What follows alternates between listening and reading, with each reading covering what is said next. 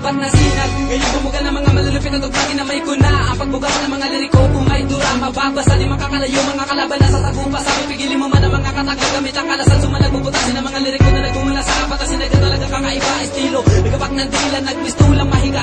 Sinag ng araw, kami ang mga simbolo na kumakabata. Kinisiba ko bumigas bumitawan lumalaban na lagi nakahanda. Sapagkat sa mga ganito na panahon na salis kila may nagpapahuli o longga po. Di malalaos sabay sa aming pagkatake ang bultahe ng aming palaisipan. Lalong lumalawak gamit lamang ang dilat isip. Kahit walang hawak na mikropono, walang patitinig na lumalagapak. Nag-iingay ang mga salita na para bang ulan na pumapatak. Watak, matitinig na di kami syokalisin ng mga mandaraya. Wag na papasukin ko, di kakayanin sa apat na sinag ikay humanda. Apat na sinag parang araw na di matitinag. Kahit nasa kluban man ang mga kapal na ulap, kami ang magkagamak sa iba't ibang kupunan. Mula sa grupo GRS na di matakapangan.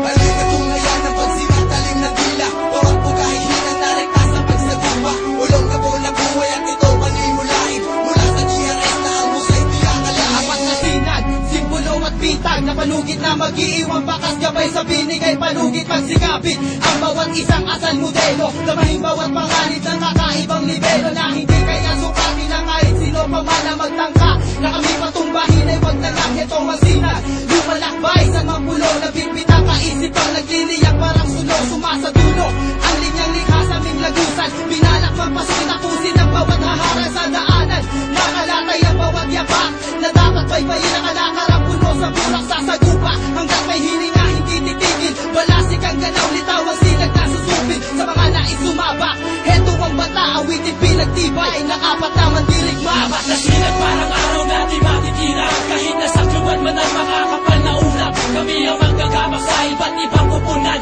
Mula sa grupo GRS na di matakapangan.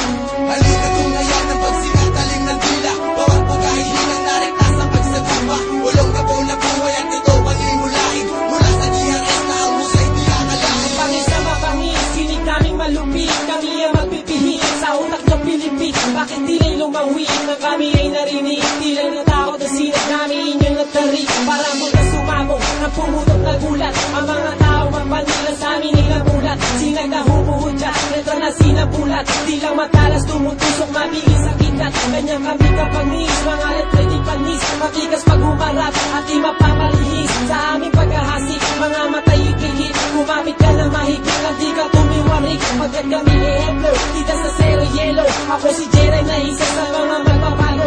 Kasama ang GRS, bigis ay parang wales. Awit na amin sinaulat ay magiging sa ses.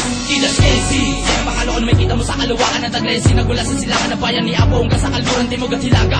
Ganyan kalawa kamilya na kami mga persa. Habang tumatagal lalong tumataas ang etiketa ng bawat isa. Mga matirigman na atang sumabay sa naman labanan kahit nabalaraw. Lamang ang hawak ay di mapapigil ang apat na sinag na biglang litaw mula sa kadiliman na kalang ikaw. Panggabakin ng mga tulisan, dahil ito ang primero sa mga reglamento na aming mga samahan. Yan ay makatandaan dahil utak at boses ang aking pamato. Hindi ko na kailangan pa magpaliwanag, ito itaasan ng aking pagpalo sa mikropono kahit di edukado. Sige subukan yung mapatayan, sa ganun na kimatudlaan ang mga hasta kami tabatan. Umuwi man na parang bulala ko mga taga namin pinagsama-sama upang patamaan kayo na kami liwanag na pumukusiglasin yung mga mata sapagkat ipapawat ang apat na sinag. Bakit hindi mo subukan dumili? Nang yung matanaw ang aking pangalan na kumikinang sa ibabaw ng ulap. Apat na sinag